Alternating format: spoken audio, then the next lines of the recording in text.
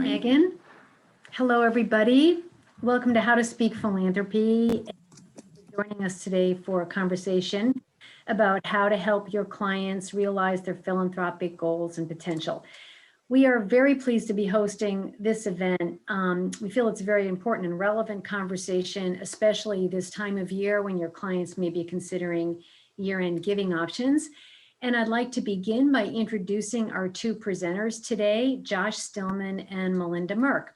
So let's start first with you, Josh.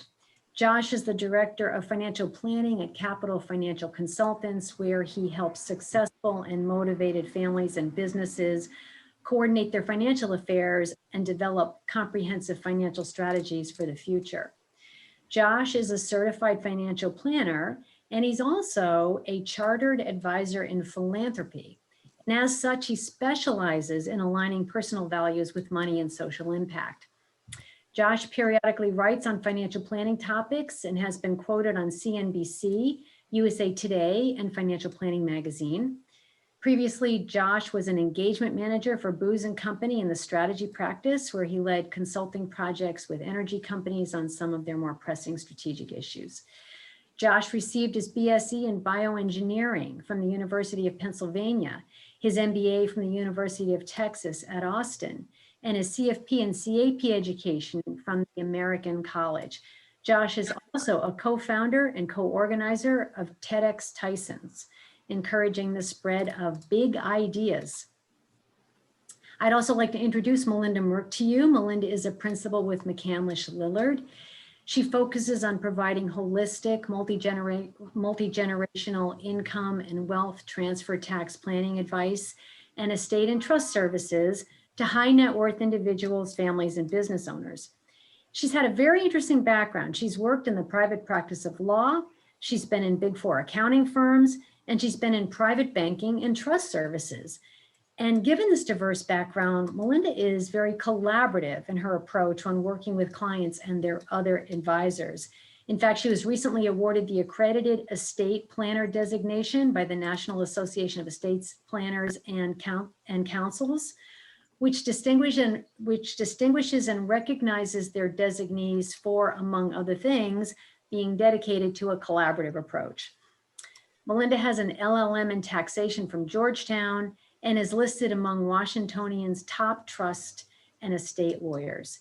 And both Josh and Melinda are on the board of directors of the Community Foundation for Northern Virginia.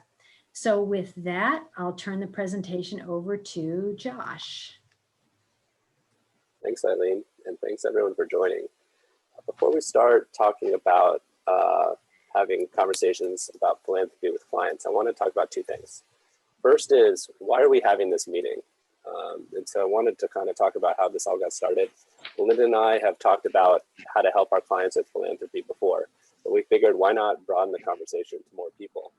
And so the idea here today is to kick off that conversation, putting forth some of our own ideas from our experience and ideas from others, like through the Advisors in Philanthropy program. But it's just a start. We hope that this helps encourage all of us as advisors that care about helping make the world a better place, collaborate. And so there'll be, at the end, there'll be follow-up meetings where we can, in smaller groups, kind of talk through our own best practices and experiences so that we can get better at this. But we wanted to do this to get started. The other thing I want to say to start off is that as advisors, our job is not to raise money for charity. So that's not what this is about today. We're not fund developers for charities. It's not up to us to decide or dictate how philanthropic our clients are. It's our job to help our clients meet their own goals. And so to meet them where they are at, but if they're ready to have philanthropic conversations, that we are ready for them and that we're ready to listen. So that's the idea today. Up on the screen is our agenda. So we're going to have a few slides talking about why it's important to have this conversation with our clients. Then we're going to talk about actually the difference between how we assess ourselves as how good we are at having this conversation with our clients and how clients see us. This comes mostly from a study by US Trust and the Philanthropic Initiative. So there's some interesting data to show there. And then Melinda and I are going to talk about some of our ideas on how to incorporate this into our practices, both at the beginning of relationships and then over time, and what to listen to with our clients. what is it that they're motivated, how to listen for their motivations and what they care about. And at the end, we'll have questions. So as Megan said, feel free to put in your questions as we go, either in the chat or in the Q&A box. And because we see this as collaborative, I hope that we use the chat to kind of talk together about reacting to some of these ideas and data as we go through them. And you share your own experiences so that we can make this a group effort.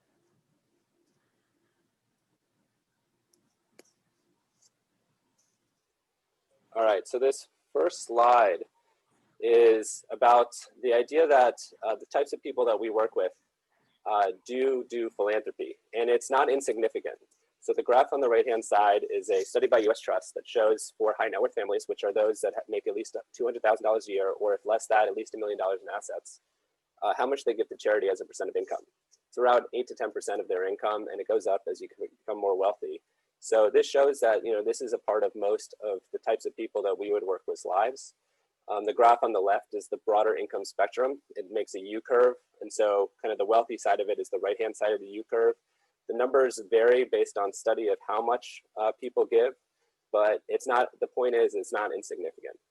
And then the point at the bottom is different. It's about the, there's a massive wealth transfer going to happen over the next half century. Almost $60 trillion has been estimated. We can quibble about the numbers, but the number is big. And a good portion of that will go to charity. So the question is, you know, as advisors, what is our role here in this massive move of money and potentially some of it going to charity? And it's not just that clients care about it, they want us as advisors as a part of the picture. Melinda, if you mind taking us through this slide? Sure, and hi everybody, thanks for joining us. I know it's a busy time, but being that we're just on the heels of Giving Tuesday and we're headed into year-end planning and then potentially kicking off annual review meetings with clients heading into 2021, I think this is a very timely discussion. And as most advisors know already, talking about philanthropy with clients is similar to talking with clients about estate planning. Most the advisors who were surveyed as part of this study that Josh mentioned, more than 78% of advisors think that discussing philanthropy with clients is good for business for a variety of reasons.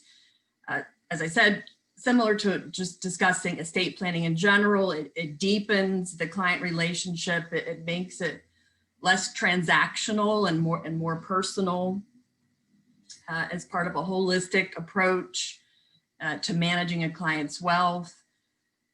It also helps to build relationships with their children and other family members. And really, estate planning also in itself has become less transactional as after the 2017 Tax Act, when estate taxes became less of an issue for a lot of clients, it really brought the conversation back to really the non-tax and what more personal issues that were really more important to clients than talking about tax planning. And that was, you know, how to achieve their personal goals with how they want to transfer their wealth, which of course includes the discussion of philanthropy. So the right-hand side of this slide shows that advisors who are knowledgeable in philanthropy, the high net worth client or consumers, as they're called, who were surveyed as part of this US Trust Philanthropic Initiative survey, 40% of them said they would be more likely to select an advisor who was knowledgeable in philanthropy. And it was interesting that 53% said they would place more value on advice if that advisor is also philanthropic themselves. So interestingly, on a personal level, it really wasn't until a few years ago when I became re-engaged with the Community Foundation and also with my own philanthropic giving that I felt and wanted to become more knowledgeable And I realized that at some point I had stopped asking the question to a lot of clients about their interest in charitable giving. And so that was Josh, the initial conversation that Josh and I had a couple years ago, and kind of sparked this whole discussion. And so we'll look forward to talking about that more with you today. Yeah, and the last point at the bottom right, that clients value if advisors share their own philanthropy, is an interesting data point for me, because I don't like to do that. I don't like to talk about my own charitable activities at all. I don't like in client meetings to talk about myself at all. So it's a super interesting data point here from this survey that I've been thinking about, because clients seem to value it. Maybe it makes them feel more comfortable. It helps to build more confidence that the advisor is walking the walk and talking the talk and walking the walk. So it's something I've been thinking about, but I certainly have not done that in the past, and I still feel uncomfortable about it. So I'm interested to hear how other people think about that, and if they do share their own experiences on charitable giving with their clients. All right, so the next 4 slides is going to be a bar chart thrill ride, so strap in your seatbelts. All of this data is from the US Trust study that I mentioned with the Philanthropic initiative of high net worth individuals.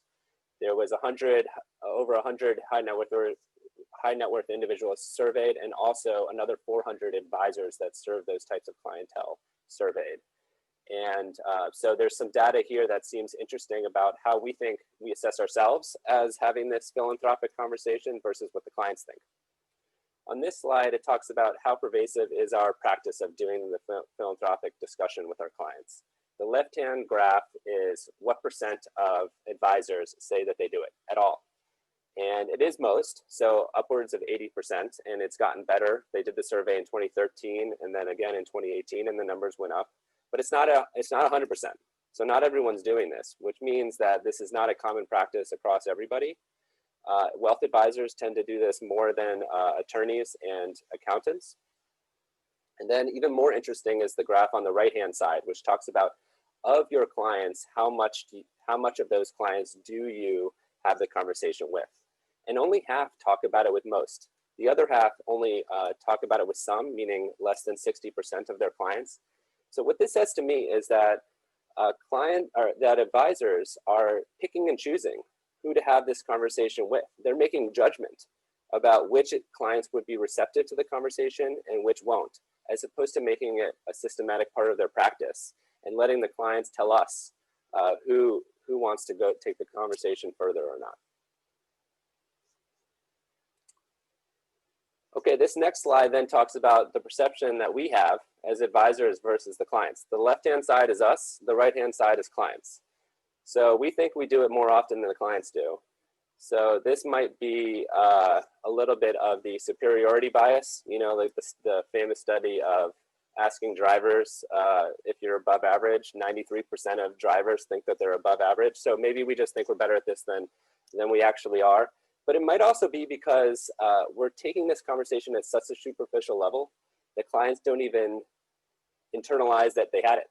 You know, we think we talked about it, but we didn't. So that's what I took away from this data on this slide. And then the next slide after that is their satisfaction with conversations. So on the left-hand side is showing how satisfied clients are with these philanthropic conversations. Only half are very satisfied. So that means there's room for improvement. One reason that clients may not be satisfied is the content of the discussions.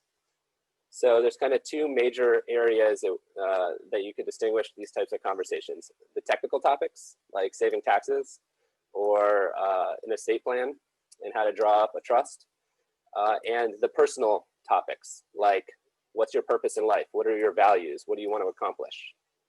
The right-hand side of the right-hand side graph is how much we think we talk about these different types of topics versus clients. We're the blue graphs, the clients are the orange graphs. So we actually think we're pretty balanced here, that we do both.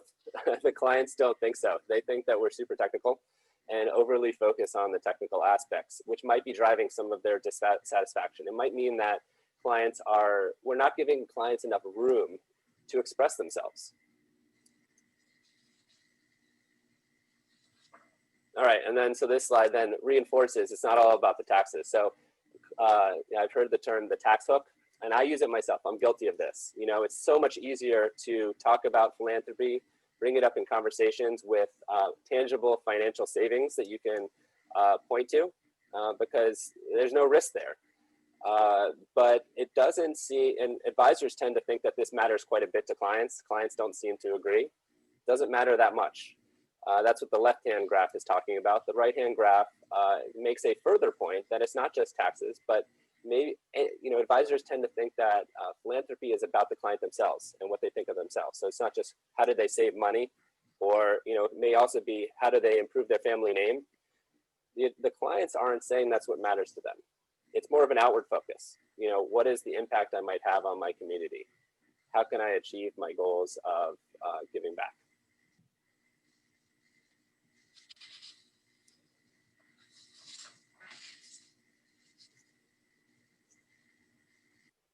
So this idea of technical topics versus personal topics brought to mind a framework that I gleaned from the Fithians. Came from a book, The Right Side of the Table. And the idea here is that there are two different types of conversations you can have with clients: above the line versus below the line. Above the line topics are about the why, that you do anything, not just philanthropy, of anything. And then the below the line is the how. And the Fithians believe, and I agree, that above the line conversations is where you could have the most impact on people's lives. You know, helping them to articulate their goals, prioritize their goals is way more important. You know, we have to do the how also, but that kind of just comes along with it once, but there's so much work to do, especially on the philanthropy side. You know, even myself, I have trouble organizing my thoughts about what I care most about and how best to do it. And I think that's a huge blocking point, and I'll talk about this more later for clients, is that they just haven't framed in their mind an organized way to think about it. And so helping them think through that is the value that maybe we can add in our conversations with them. All right, so then now I'm going to get into some ideas on how to incorporate philanthropic conversations into practice. The one thing I know, and in my experience, is that this whole topic is super awkward. It's hard to have with clients because you're getting into their values. And, you know, as advisors, we come from a place of no judgment, but, you know, I would imagine that clients can't help but feel like there's some judgment going on about how philanthropic they are. Are they philanthropic enough? You know, et cetera, et cetera. It's just risky. And it's also emotional because you're getting deep into what they care most about. So versus sort of superficial financial planning topics and other technical topics, this is starting to dig deeper. So it's riskier. The best way to bring this up is at the very beginning, because you're setting the groundwork that this is part of the relationship. As opposed to springing it on later, it might be different than their expectations. But if you bring it up at the very beginning, you're saying this is what this relationship is about. We're going to talk about this kind of thing. And so one idea is to put it in, if you don't have it already, as Melinda talked about earlier, to put it into the question into your information gathering questionnaire, or whatever process you use to gather information at the beginning of the relationship. You can ask the question directly. Do you have any philanthropic goals? And we do that as well in our practice. But beyond that, I think in addition to asking it directly, I don't think that's enough. I think that also asking broader, short, high impact life questions can also get you to get clients to open up about broader values questions that may end up with philanthropic topics coming up. And so I pulled some big life questions from some of the thought leaders in the area: Fithian, Tracy Gray, Karoff, Cubetta. So I just picked a few here. I have this very long list that I use, and I still haven't decided what are the best ones, but here's a few. What do you want to be remembered for? What was the world like when you grew up? What would your life look like if it really turned out well? What are you afraid will happen? Do you feel you have any obligations you have not yet fulfilled? What is your vision of a better world? What are you thankful for? So these are just some examples of questions to ask, and the answers can go anywhere. It's not necessarily going to be about philanthropy, but it might meander there. And so David Solie, who wrote a book about having these types of conversations, like life review and moral biography type conversations with seniors, calls it whale spotting. And so I'm going to read a quote because I think it's absolutely perfect here from Solie. And he's talking actually to development officers, but just as relevant to advisors here. The surface of life is not where the development work surges. Instead, the key issues emerge as a strange turn in a conversation, something blurted out, a tangent. And so to me, that's just perfect because that is what happens. It kind of comes out as an aside. And our job as advisors is to listen for that, to be the whale spotter, to see it, and to then follow up and open it up. Because in my experience, when we ask the philanthropic question directly, we get nothing, oftentimes, unless someone already defines that as a major part of their life. And I'll talk about later the different sort of phases of someone's philanthropic journey. But if they don't already define themselves as a philanthropist or someone that's extremely charitable, they're not going to answer the question in the same way that if you're just talking about what they care most about. And if they start talking about what they care most about, maybe part of that is giving back to the community, and then you can sort of follow the thread. And Josh, I would echo that, and just again, what I've tried to do, which somehow I got away from doing, is I now have that as an agenda item on my initial estate plan design meeting with the clients. And it's down towards the bottom, but it's really interesting just by asking the question. Some clients have said, wow, I just never even really thought about it. And then you can start asking them, well, you know, are there any causes that you care about and that you would want to provide for, not only giving during your lifetime, but with a planned gift at your death. So it's really interesting. You get a whole range of responses, but it's important that we just ask the question. Yeah, exactly. Completely agree. So I'm going to give an example for our practice at Financial Planning Consultants, what we do. So in addition to asking the philanthropic question directly, we also, as part of our second meeting in the initial planning process, when we first start with a new client or a new family, we ask these three questions. This comes from George Kinder, who started the Life Planning Institute. His vision is that financial planning goes beyond traditional financial planning to life planning, and that, you know, financial goals are intertwined with life goals. And so it's our job as financial planners to actually address those. And so I'm just going to ask these questions or read them. And as I read them, I encourage everyone to kind of think through how you would answer them yourself, and maybe have a few clients in mind and how you think they'd answer them. So question one is design your life. I want you to imagine that you are financially secure, that you have enough money to take care of your needs now and in the future. The question is, how would you live your life? What would you do with the money, and would you change anything? Let yourself go, don't hold back anything. Describe a life that is complete, that is richly yours. So this is kind of the, if you had unlimited money question, what would you do? And it gets at, you know, if anyone was answering their questions based on restrictions of their own wealth, you know, we're saying let loose. What is it that you would do if you could do anything? Question two, you have less time. This time, you visit your doctor who tells you have 5 to 10 years left to live. The good part is that you won't ever feel sick, but the bad news is that you won't have any notice of when you will actually die. What will you do with the time you have left remaining? Will you change your life? And how will you do it? And then the third question is, today's the day. This time, your doctor shocks you with the news that you have 1 day left to live.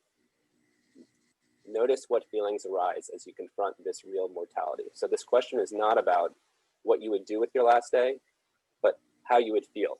What would go through your mind? What dreams are left unfulfilled? And what would you have done? Is there anything that you wish you would have done? Did you miss anything? So when we ask these questions, we've been doing it for several years now, implemented it several years ago. I'll say that these questions trigger some emotion. So it was risky. And as a firm internally, we talked about, is this too much too early in the relationship? Because it does trigger quite a bit of emotion. But I will tell you that it has brought forth answers that we do not get in any part of the process otherwise. And philanthropy in particular has come up, especially in question 1, where they did not bring it up in any other way. So if we didn't ask these types of questions, we would have written off that client as someone that didn't have any philanthropic interest. When they actually did, they just didn't think that they could. So it's just what we do as an example, but I wanted to kind of share that. All right, so as we're listening, using these broad questions and doing some whale spotting, I wanted to kind of also cover a framework for motivations for why people give so that we can listen for that. And these frameworks are from Solomon Lester, who wrote a book called The Resilient Sector. One framework is the 5 functions of nonprofits. If you think about why people engage with nonprofits for 5 different reasons. One is solidarity, that they want to be part of a community. One is the service provision. They want to serve the community where no other, serve the community through nonprofits where business or government cannot, and that they feel like they want to help their neighbors. Advocacy, drawing attention to things that have critical need. Expressive function, that you're expressing part of yourself when you do philanthropy or when you do charity. And values guardian, that it's who you are. It's how you were brought up. It's maybe your religious background or your family values that come into play is why you do your philanthropy. And then the other framework that I wanted to talk about is the 4 impulses. The first one is volunteerism. So think about volunteerism, you would think that the hero is like a local leader that's rallying people to action. So people that think about charity in terms of volunteerism care a lot about virtue and tradition and moral responsibility. Another type of person might be someone that's more in tune with civic activism. So the hero here is the social organizer. It's about equality and justice. And a lot of it is about advocacy. Their beliefs might be confrontational. So that's kind of civic activism. The third type is professionalism. The hero here is the scholar. Usually for these types of people, good is done from a distance, impersonally. So for them, it's all about the effectiveness of their dollars, that it's going to have an impact. They're analyzing a problem and they want it to be done in the best way. And then commercialism is those that are more in the business world and believe that like social entrepreneurship is the best way to go, that more of a business lens is a better lens than either government or purely nonprofit. So these are just, again, just throwing out some ideas on what to listen for. People tend to fall more into one of these types of reasons, either a motivation, like they care about being part of a community, or they're expressing themselves. So the idea here is to listen for these things. And if you can connect it with, okay, this is what this type of person is, then you could use that type of language to express opportunities. And so an example of that I wanted to use is the Community Foundation. Why not? So if someone cared about solidarity, right? Community Foundation is about the region, our local community, our neighbors. So this is about, we are a community in Northern Virginia, and we want to, give to each other. We want to help each other. The service provision, Community Foundation is in tune to the most critical need in the region. So they can not only identify in a way that maybe you can't, but then with the expressive function, right, they might help, they're going to be in the best position to be able to connect you, you meaning the donor or your client, with the causes they care most about. Values guardian kind of goes down with solidarity. If you believe that it's part of who you are to be part of your community, that helping your neighbors is important to you, then place-based giving, like through a community foundation, is what you would want to do. And then advocacy, with the Community Foundation doing things like the civic leadership initiatives to raise some of the critical issues in the region, and the new Insight Region Initiative. They're doing things to highlight what the most important things to leverage the impact that we're having in the region. So I just want to use that as an example. Again, as you're listening, not everyone's going to be place-based giving donors. Some people care about certain issues, other things, but I just want to use this as an example. If you had someone that cared about something like their own local community, this is the type of things you'd want to listen to. And this is how you would then explain how something like the Community Foundation could be a good fit with what they're wanting to do.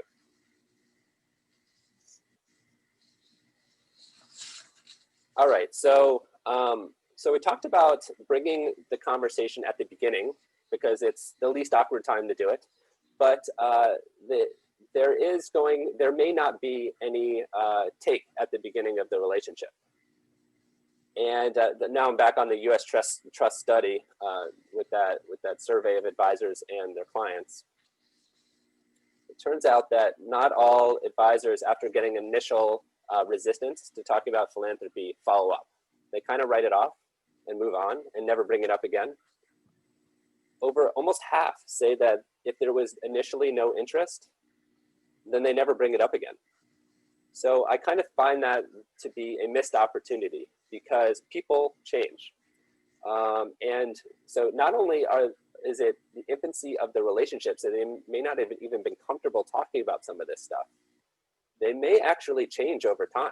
At least in our practice, we work with people over their whole lives. So, to only talk about it, 30 years ago and never talk about it again because we just assume they're not philanthropic would be a humongous mistake because people change. So the next several slides are going to go through 3 reasons why people change. One is new life stage, so as they get older. The second is their perceived financial capacity. And then the third is increased knowledge. So I'm going to kind of talk about some of those things. I'm not going to go through all the detail here, but the idea of this slide is to talk about that people think about their charitable giving and their connection to social causes differently at different stages of their life. So for me, for example, right now, like I'm raising a family, trying to manage career, but that doesn't mean I don't care about philanthropy because I'm not retired or in my senior years thinking about my own legacy. It just means that I need to be talked to about it differently than someone that's reflecting on their life. Karoff calls it the moral autobiography that seniors do as they reflect on their own life. Haidt calls it the life review. And so you kind of have to think about how you have these conversations depending on at what age. Now, it is true that philanthropy becomes more an important issue to talk about in the retirement and mature years phases of life, but that doesn't mean it's not important at all phases. All right, so this slide is to talk about retirement and specifically. It's always been the case that seniors are the most likely to sort of reflect on legacy and participate most in charitable giving and philanthropy. But it's turning out that the baby boomer and retiree crowd, that demographic is becoming extremely important. So it's not a surprise. The graph on the left is showing how much people give as they get older. It goes up. But the right-hand side is quite interesting. This is a survey of those that have just retired. And it's saying, compared to how I gave before retirement, why am I doing more now? And the reasons are they got more time. They're able to do more research. They're able to get involved more. They're able to develop their own strategies of how they want to give. And so I think that's true. And it's quite interesting that this data has come out. I also there's the idea of Buford in a book called Halftime.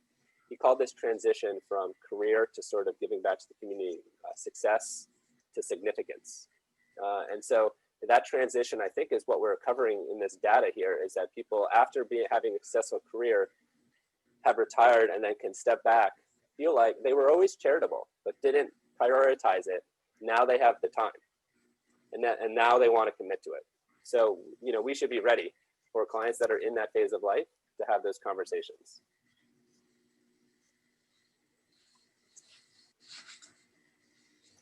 And then, of course, we would be remiss not to talk about sort of the mature years phase of life, talking about legacy. And I just think this data is shocking that almost everybody gives to charity every year. 80%, I would guess it's probably higher, that it's not everyone every year, but most people give to charity at some point during their life. But only 5% give to charity in their estate plan. And so the question is why? Why is there such a big difference?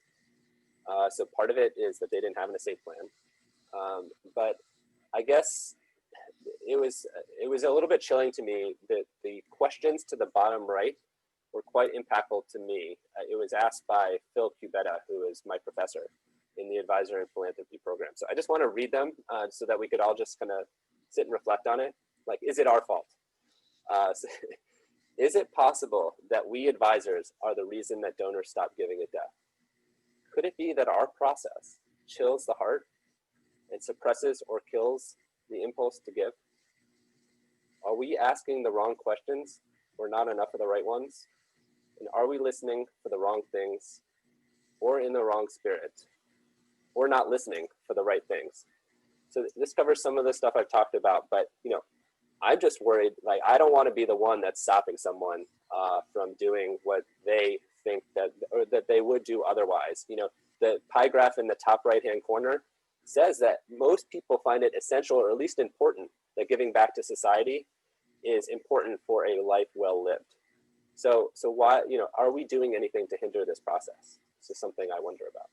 Josh, something I'll add here. When I talk with clients about their estate plan and whether they have any charities that they would want to provide for, I find that oftentimes the idea of leaving even just a portion of their IRA to charity is an easy discussion, because either a portion of that IRA is going to go to the IRS in taxes, or you could instead leave a portion of that IRA tax-free to the charities. So I find that is a very appealing to a lot of clients, and probably one of the easiest ways that they can provide for charity in their estate plan.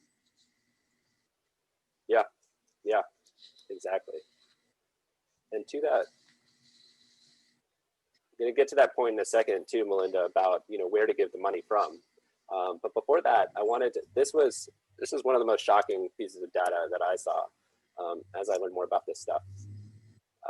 There was a survey done. This is, it's not the best example, but I think it points to the point here. It was done in the UK by a estate planning firm that does it online. So they basically write wills by phone. So the relationship isn't as deep and strong as the attorneys on this conference call are, but at least an example to use. And they did this as a study, so they broke up the group into 3 groups. The first group did not ask the question at all in their questionnaire in writing up the wills. That was the baseline. The second group, they asked a plain ask, would you like to leave money to charity in your will? Versus the baseline group of not asking the question at all, it doubled the amount of people that put charity in their will. Then there was a third group where they added in a social norm bias. So they said, many of our customers like to leave money to charity in their will. Are there any causes you are passionate about? And that increases another 50%. So from the baseline, that's a tripling of participation in giving to charity in their wills, as opposed to not asking the question at all. In dollar amounts, the average was doubled. So the question I have is, are we as advisors, is this a Pygmalion effect? That means basically, are we having low expectations for our clients by not asking the question, and therefore then they don't do it? Pygmalion effect comes from a study where they split students into 2 different groups, and teachers behaved as if the one group was sort of the low end, the least performing students, and the other half were the high performing students, when in actuality, the 2 groups were randomly selected. And the ones that were sort of treated as the high performing students, even though they weren't, they was just random, actually performed better. So is it about the way that we behave and the expectations that we're expressing and the framing that we're having in these conversations that's actually affecting these very important decisions that could be, for a lot of our clients, you know, major financial decisions that are a lot of money.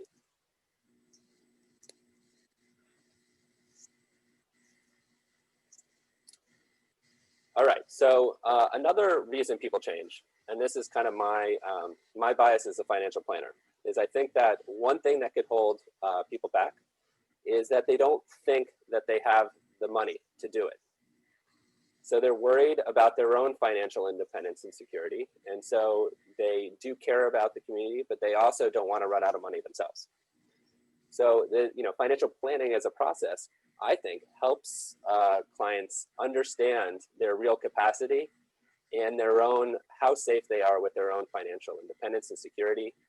It can help define whatever family legacy goals they have.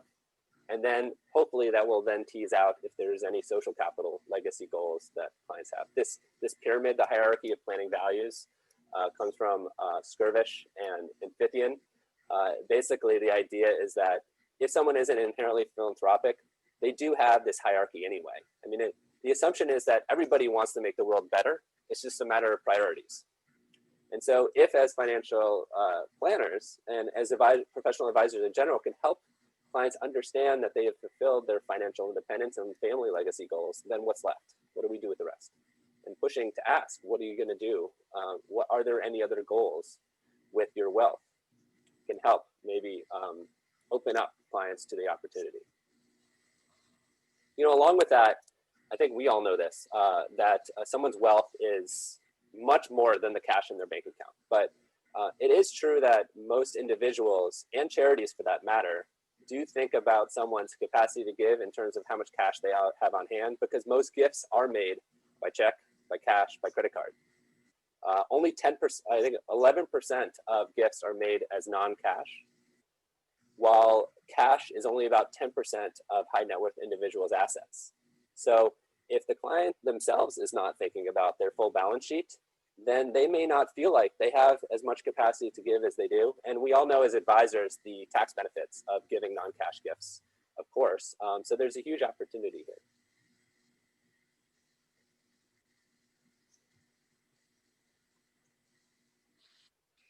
Okay, so this slide, this is start to get to the third reason people change, knowledge. And this slide actually contradicts my last two slides. You know, I'm like all the other advisors who think that what's blocking clients is their wealth preservation focus, that they're worried they're going to run out of money. The left-hand side is the advisor's views on what holds people back from giving. The right-hand side is what clients think. So unlike most advisors, I think it's about wealth preservation. That's what's holding them back. But clients are saying actually it's that maybe a lack of knowledge. They're worried that they don't know the right place to give, the right charities to give. They're worried that it's going to be a waste of money because the money is not going to be used well. And so it's a lack of knowledge issue. All right, so this slide's my favorite. This is the idea of the philanthropic learning curve. The idea here is all of us are on a journey, because giving to charity and getting involved in the nonprofit sector is a learning process. And we all start at step one, which is you become a donor. Becoming a donor is giving any money to anybody, any charity. And typically, I think a lot of people are in this frame where over time, their list of charities they give to become more numerous as they get more asks. And so it kind of just proliferates. If you listing 15, 20, 25, 30 charities on your Schedule A, you're probably in step one. You become a donor, you do give to charity. The amounts tend to be in small amounts, but to a lot of different places. I love the term peanut butter philanthropy. This means that you've spread your giving so thin that, to a lot of different places. So you're not really giving a lot anywhere. The issue is that the impact and the feel of the impact is missing too. You have no connection to any of these places. You're kind of just responding to asks. The second step is that you move from that to getting organized. You reflect on all these places that have proliferated, that you've given to over time and have proliferated. And you start to ask the question, why am I giving to these places? And is this aligned with what I'm trying to achieve with my philanthropic goals? I think as advisors, we have a huge role here to move people across the chasm from step 1 to step 2. I think most people are stuck in step 1, and that makes it doesn't mean that they don't want to be more philanthropic, they just don't know how. And so by helping them think through this in a more structured process, back to the earlier in this conversation about having broader life questions, helping them articulate their philanthropic goals, it helps them get to step 2. I think once you get to step 2, you just keep going down, you build momentum and you start going up this curve. So once you get organized, then you're like, I don't know anything about any of this stuff. So then you start reading books, you start learning more about the charities you've been giving to, you become a learner. And then once you become a learner, you start actually asking yourself, what issues do I care most about? And so then you become results oriented. You care about the impact. Once you start caring about the impact and getting involved, then it's about, okay, well, my dollars only go so far and these issues are just so big. So you look to how do I bring in others, and you leverage your impact. And then ultimately, if you get to the end of the journey, you make philanthropy a significant part of how you define yourself in your own life.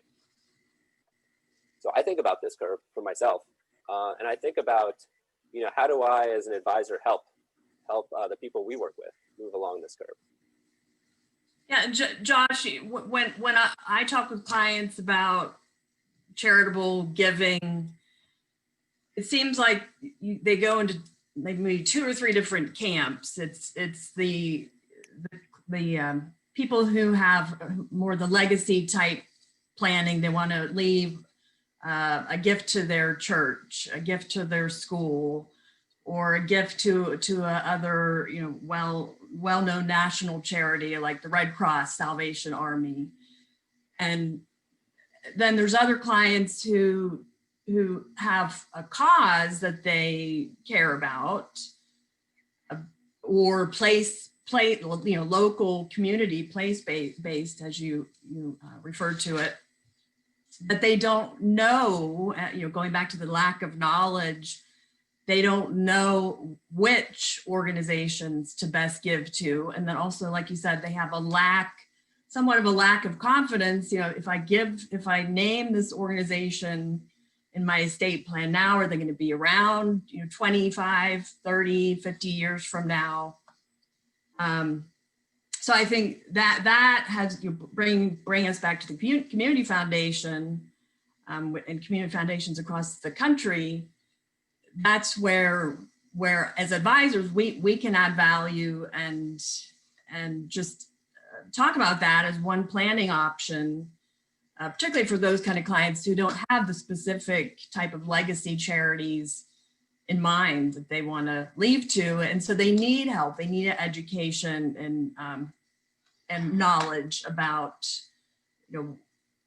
which organizations are going to best accomplish my charitable giving goals.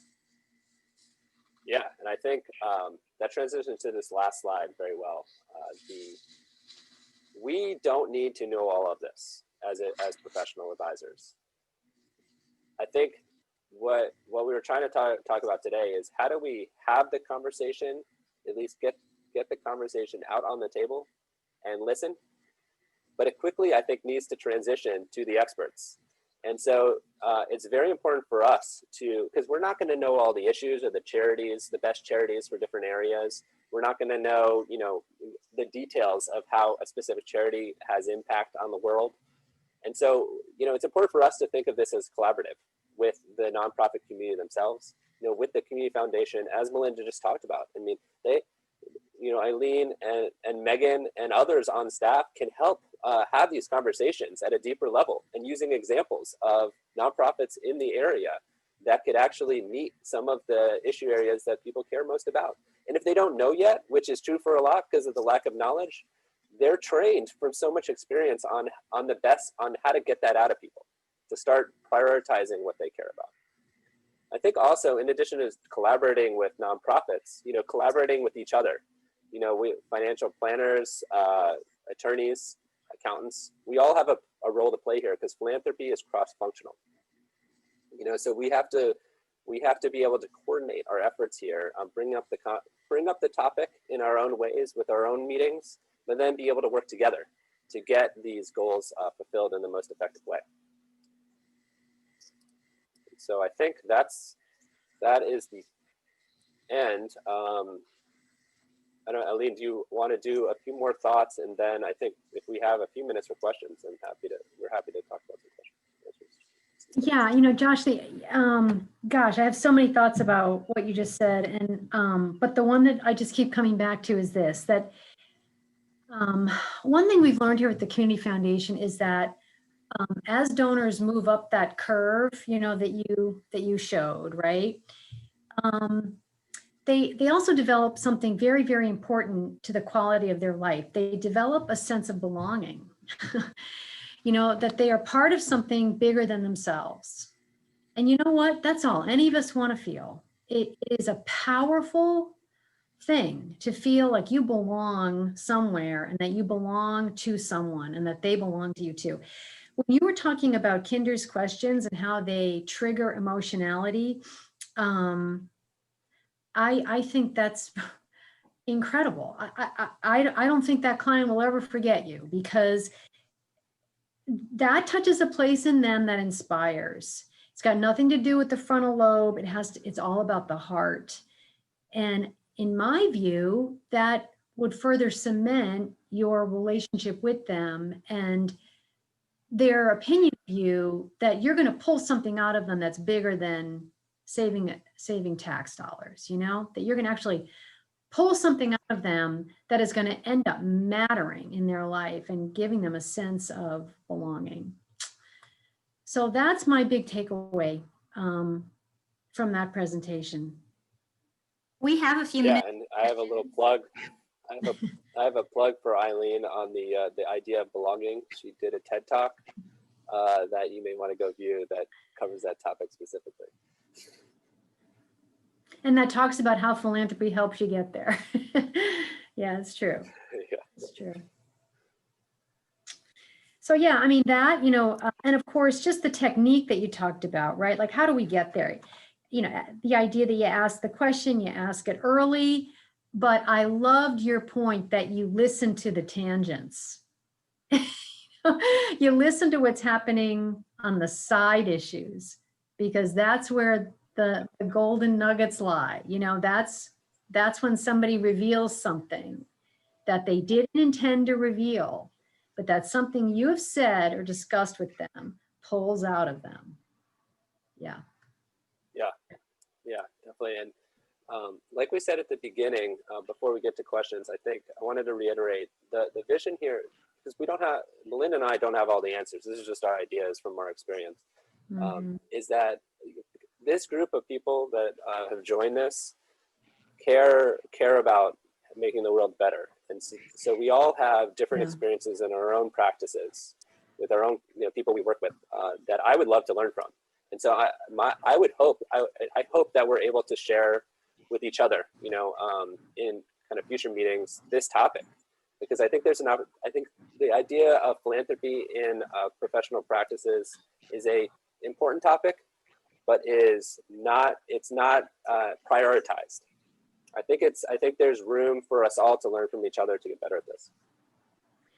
Yeah, and Josh has talked to me about this many, many times, that, you know, he wants to use his engagement at our community foundation and elsewhere in the community to get together with like-minded professional advisors and have a co-learning, you know, experience with them around this topic. So both Melinda and Josh have suggested that, you know, today is just it's just the beginning of a continuing series of discussions around your core work, your expertise, and philanthropy.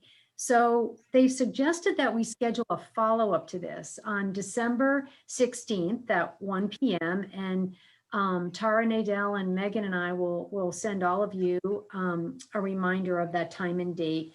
It's not another presentation. It's an opportunity to go into small breakout rooms and share your own experiences of discussing philanthropy, with your clients, maybe having the opportunity to deploy some of Josh's strategies and to share, some of your best practices with each other. It's that give and take that that Josh has repeatedly said to me he is looking for in this, and we started with a stand and deliver, but that's just where we wanted to start. It's not where we want to end up. So Melinda and Josh, did you have anything else you wanted to add to that about the December 16th event or otherwise? No. Do we have any questions, Megan? We do have some questions. We've got about 5, and hopefully we can take about 5 minutes here at the end to get through them. So first question, I'm going to go ahead and tee up to both of you. It's about where the next generation of philanthropy and potentially wealth is going. So for both you, Melinda, and Josh, how are we taking the proper steps to engage that next generation in philanthropy, since that's likely where the wealth is going to? So go ahead. Yeah, I could take that. I think that's a fantastic question. One, couldn't talk about every single topic in the world here in this presentation, but one I think that I'm passionate about is the idea of using the topic of philanthropy to involve the family. And the way that we have in our firm is if someone opens like a donor advised fund, for example, when we have a discussion of, do you want to have your children as be donor, joint advisors or at least successor advisors, and maybe get into a discussion of, do you want to kind of make this a family thing, because you get to be someone that recommends grants now. So maybe you do that as a family. It's a family meeting where we talk about, what charities you want to give for the year and then submit those requests.